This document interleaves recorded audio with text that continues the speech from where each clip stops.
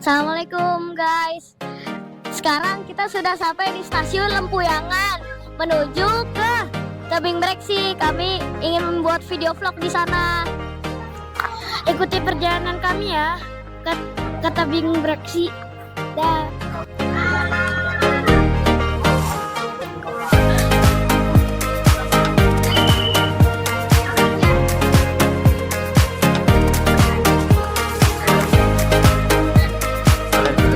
Nanti kita akan banyak belajar tentang jenis-jenis batuan, masuk batuan-batuan apa saja yang ada di Tebing Breksi.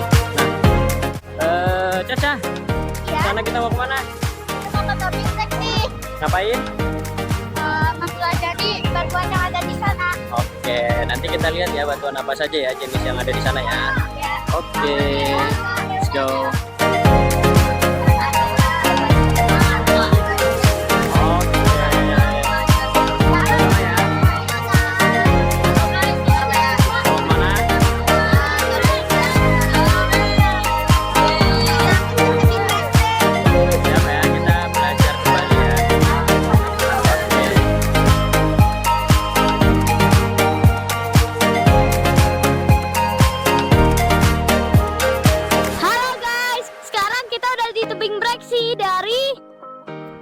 Tadi udah dari stasiun Lempuyangan, sekarang di Tebing Breksi, dan kami ini ada salah satu destinasi di Jogja. Nah, kami ingin memperkenalkan diri kami masing-masing dulu. Saya Akram dari Sekolah Alam Indonesia Meruyung. Nama saya Rifat dari Sekolah Alam Indonesia Meruyung. Nama saya Iyo dari Sekolah Alam Indonesia Meruyung. Nama saya Oza dari Sekolah Alam Indonesia Meruyung. Nama saya Bin dari Sekolah Alam Indonesia Meruyung. Nama saya Elda dari Sekolah Alam Indonesia Meruyung. Oke guys, ini ada teman-teman kami. Itu mereka lagi naik ke atas. Di sini kita ingin melihat ukir-ukiran yang ada di Tebing Breksi.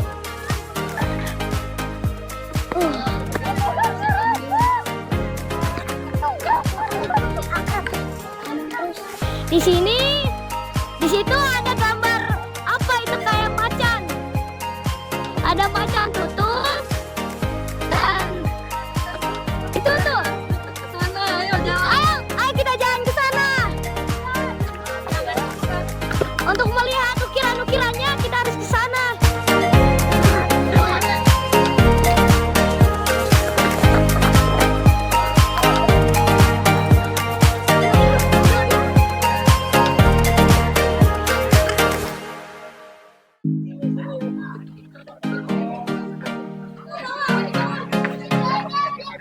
Tebing Breksi adalah abu vulkanik yang mengeras beratus-ratus tahun yang lalu. Dan di sini kita bisa lihat ada bekas abu vulkanik yang mengeras. Itu abu vulkaniknya. Di Tebing Breksi memiliki ukiran-ukiran yang unik seperti naga dan wayang. Sebelum menjadi Tebing Breksi adalah abu vulkanik yang menyatu dan membentuk tebing dan dinamakan Tebing Breksi atau tebing kapur. Yuk cari ukiran-ukiran yang unik yang lainnya.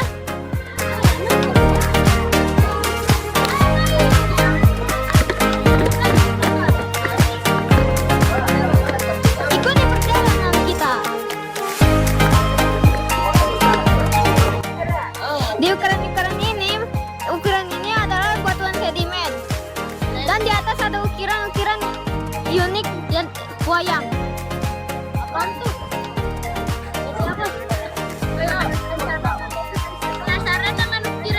Penasaran dengan ukiran-ukiran yang lain?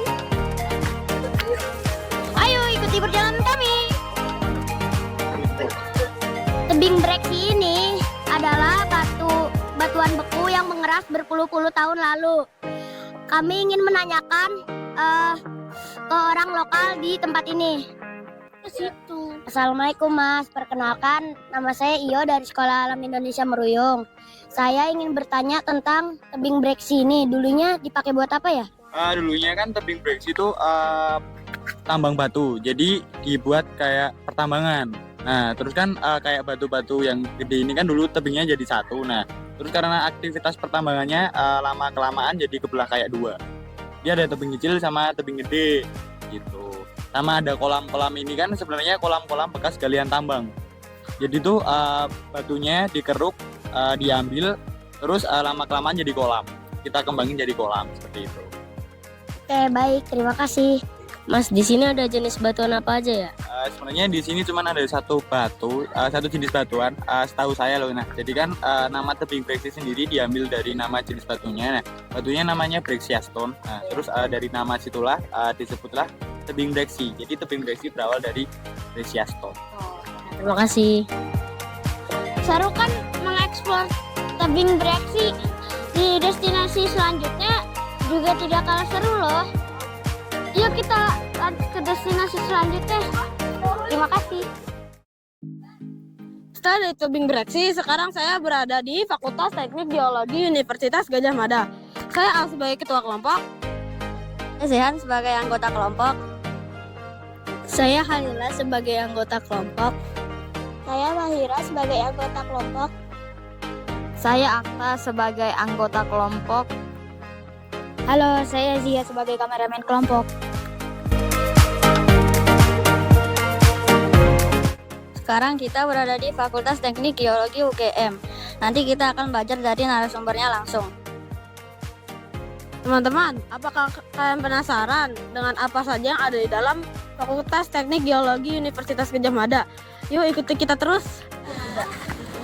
Saya boleh nanya-nanya nggak tentang apa saja yang ada di sini? Boleh banget. Aku akan menjawab dengan senang hati. Sebelum itu, saya di sini punya batu. Apakah kakak bisa menjawab ini batu apa? Oke. Jadi kalau misal kita lihat nih, ini kan batuannya dia tidak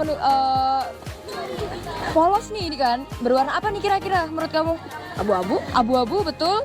Ini warna hijau-hijau karena dia kotor ya, makanya dia ada warna hijau-hijaunya. Itu karena ada lumut yang hidup di atas batunya.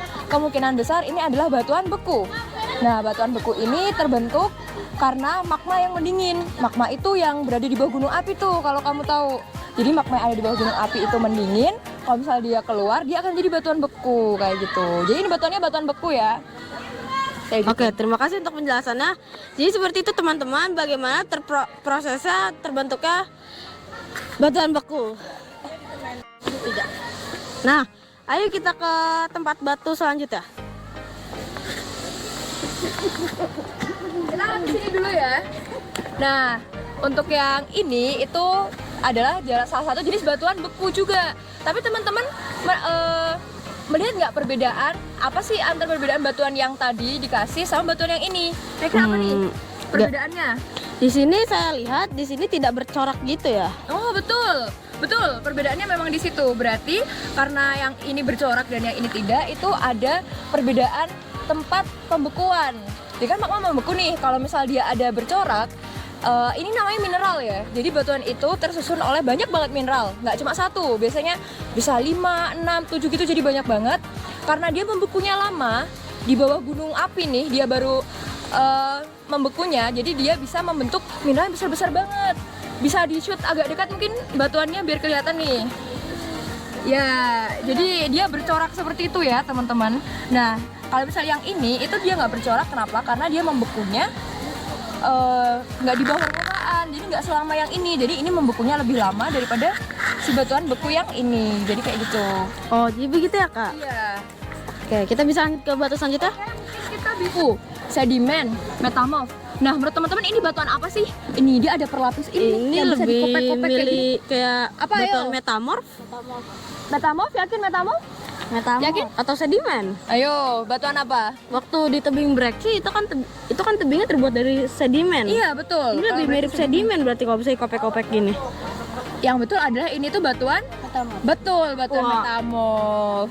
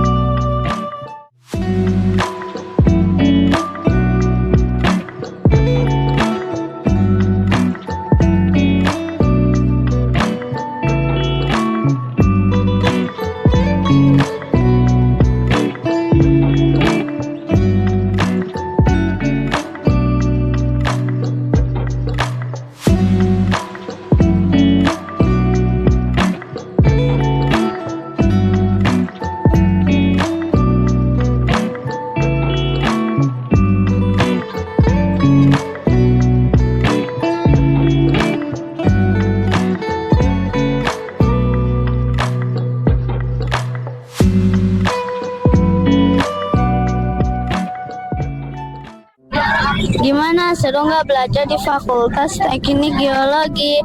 Sekian ya dari kami. Sekarang kita ada di bus menuju ke Kali Adem.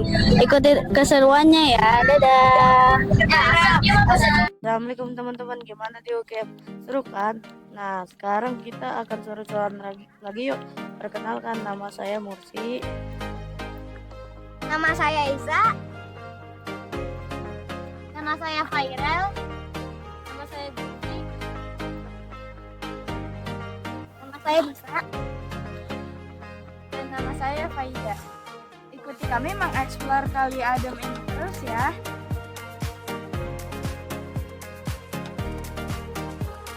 Di bawah banyak yang berjualan ternak-ternik, tas, pakaian, dan masih banyak lagi.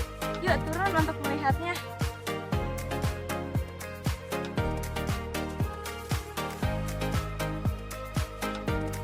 Coba, itu dia tempat jualannya.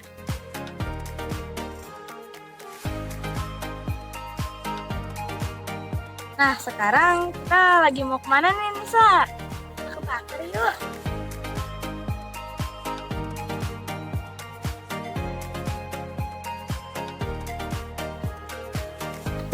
Nah, teman-teman, ini dia tempatnya.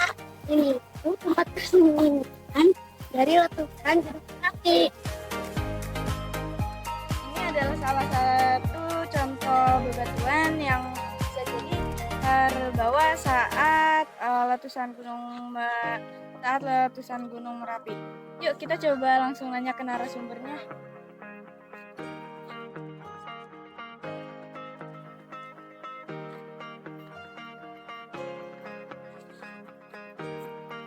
Assalamualaikum Kak. Waalaikumsalam.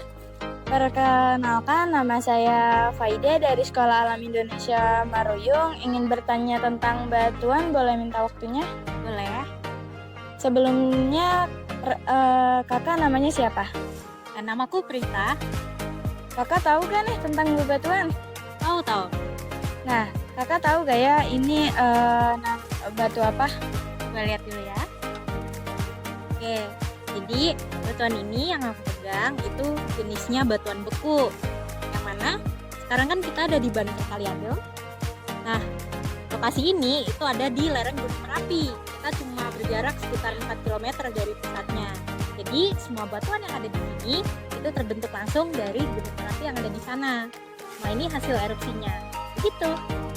Terima kasih ya Kak atas penjelasannya. Ya. Assalamualaikum. Waalaikumsalam.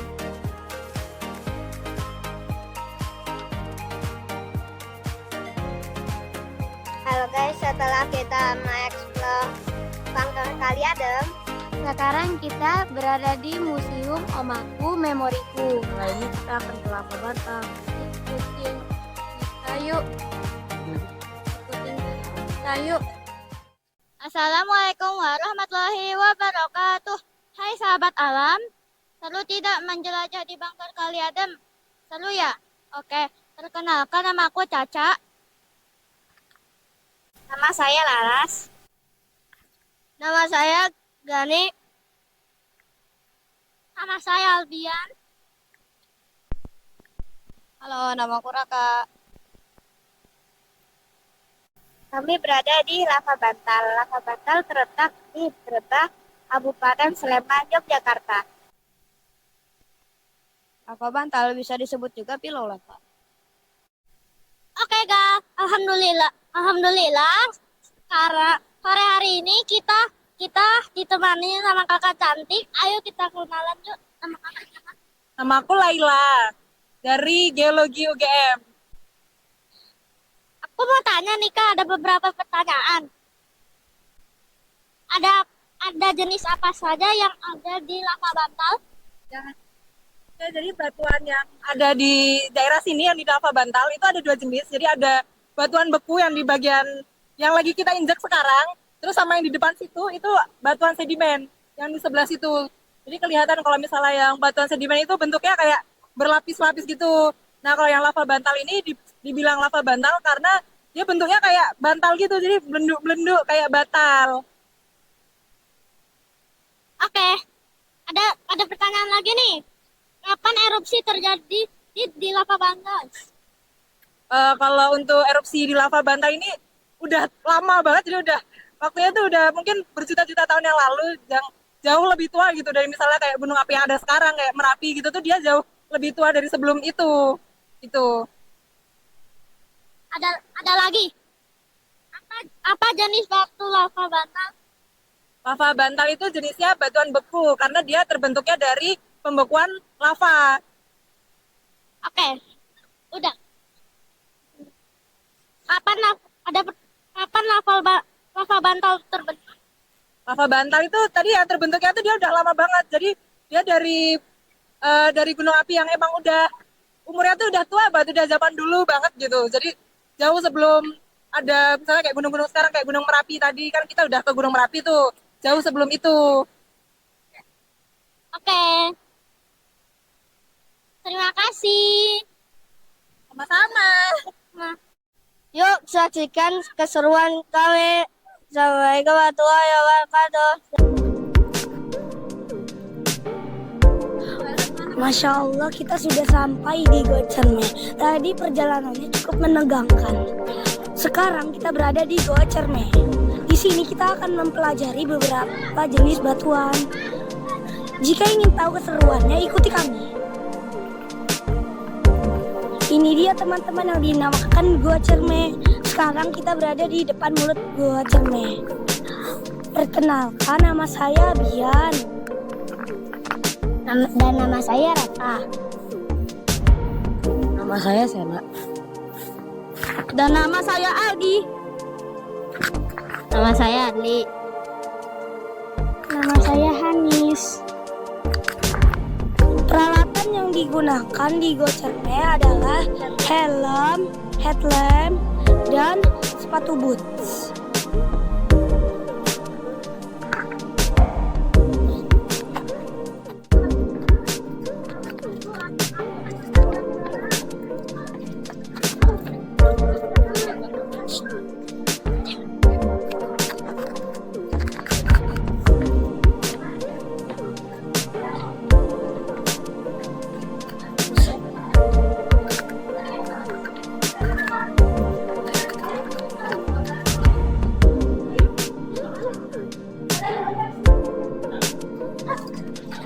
Tinggi apa?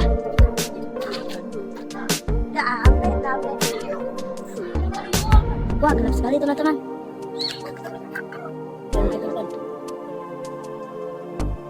Wah, teman-teman, ada sungai kecilnya nih di sini. Gelap sekali ya di sini. Ayo kita masuk. Sangat gelap, guys. Dan lumayan dalam ke sungainya.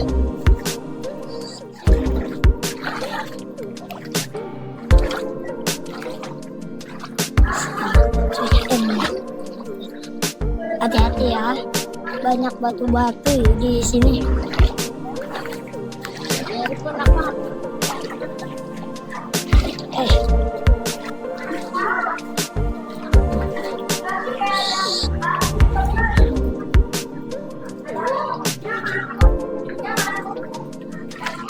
Masuk ke dalam. Wah, ini sudah mulai dalam, guys. Sudah mulai dalam. Di sini air sangat tinggi. Ada batu gede.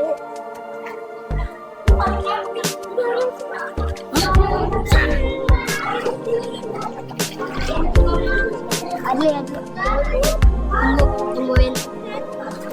Dalam sekali, guys. Wah, teman-teman, ini batunya berbentuk apa ini? Tajam-tajam gitu. Ya. Wah, Kak, ini batu apa ya?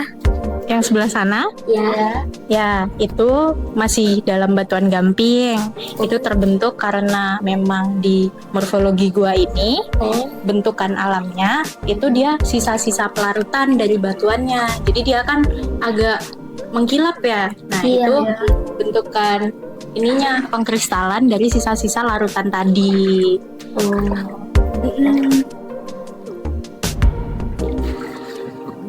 Seperti itu, teman-teman. Yuk kita jalan lagi.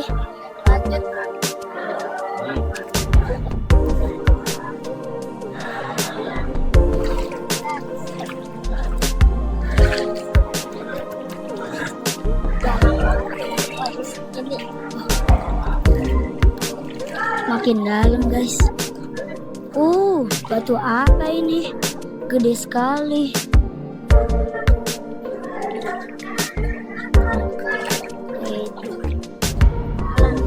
Ada mineral beku guys. Mineral beku. Kita lanjut.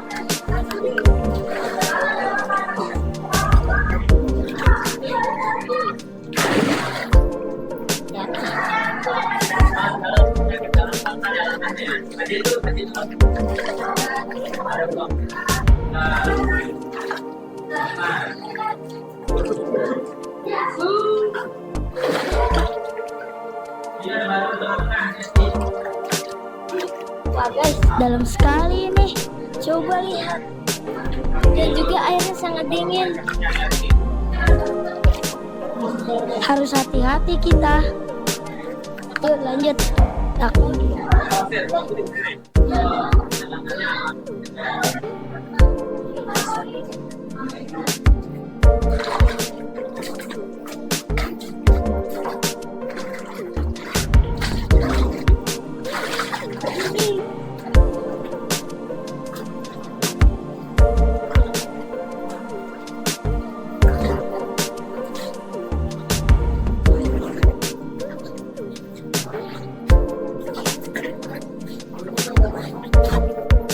Seru nggak teman-teman di Gua Cermek? Kali ini kita akan ke Hai guys, kembali lagi di vlog SD 4 Roso.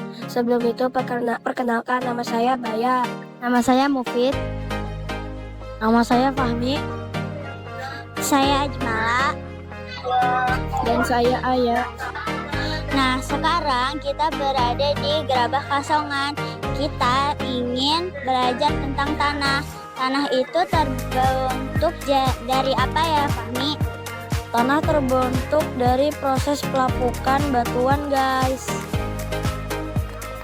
Hai guys, sekarang kita sudah bertemu dengan narasumber langsung dari Gerabah Kasongan. Sebelum itu kita perkenalkan dulu yuk. Dengan Bapak siapa ya? Pak Darno. Pak, boleh ceritakan tentang Gerabah Kasongan? Oke, Gerabah Kasongan itu dibuatnya dari tanah liat. Namun tidak cuma tanah liat aja, tapi ada campurannya namanya wedi pasir limpasan banjir dari sungai kayak gitu. Dan dicampur air, digiling dengan mesin namanya molen. Kemudian akan jadi tanah liat yang siap dipakai untuk bikin gerabah kayak gitu. Kami yang digunakan nanti untuk proses pembakaran, kayu bakarnya yang digunakan untuk proses pembakaran kayak gitu. Urutannya sebenarnya nanti dari bentuk dulu baru ke pembakaran, urutannya. Ini yang tunggu pembakarannya. Jadi kita langsung ke tempat pembakaran dulu, tempat pembikinan dulu ya. Assalamualaikum Mang Udin. Udin sedang bikin uji nantinya. Nanti hasilnya kayak gini. Ini dengan teknik sambung. Jadi pilihan tadi bikin untuk disambung untuk tinggi. Jadi bikinnya bertahap. Dari separuh dulu, kemudian disambung lagi. Kalau sudah yang bawah sudah agak keras kayak gitu. Pakai teknik sambung. Kalau sudah dibentuk nanti hasilnya seperti ini jadinya. Yang sudah sadar misalnya ini. Kayak ini. Bertahap dari separuh dulu, kemudian sambung, kemudian jadinya ini. Jadi kalau sudah yakin, nanti sudah ini bentuknya ini. Ini yang sudah kering warnanya berubah, ini coklat agak tua, ini coklat lebih ke krem kayak gitu ya. Jadi kalau yang itu sudah siap untuk dibakar. Jadi ini sudah berapa banyak ini? Sehari atau berapa hari ini mau untuk? wah 2 hari udah dapat banyak ini, uangnya banyak ini. Nah, gitu ya. Yuk kita setelah tahu ini, yuk kita ke tempat bakaran, kita kasih tahu proses pembakaran kayak gitu. Ini sudah siap dibakar. Nah, ini nanti dibawa ke tungku pembakaran. Yuk kita ke tungku pembakaran. Nah, ini contoh yang barang yang sudah siap dibakar, udah kering. Yuk. Nah, ini tungku pembakarannya.